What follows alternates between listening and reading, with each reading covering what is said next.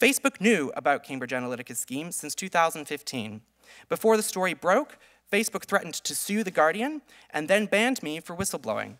Responding on behalf of the British government, the UK Secretary of State for Culture called my ban outrageous because it reveals the unrestrained power technology companies can exercise over ordinary citizens when a person's entire online presence can be so quickly and so thoroughly eliminated from existence. There is no check on this power, and it raises a serious question for Republicans and Democrats alike. What happens to our democracy when these companies can delete people at will when they speak out? The company learned that there were segments of the population that responded to messages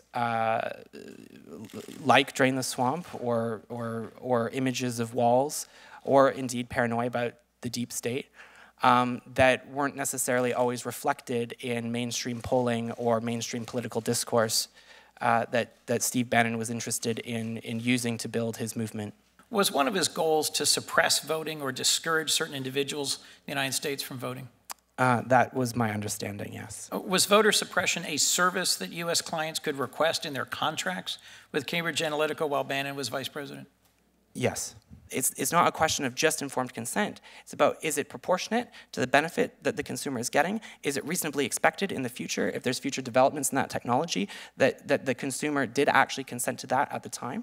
And more broadly, this narrative of consent is slightly problematic in the sense that when people have to use these platforms, it doesn't matter whether or not they understand.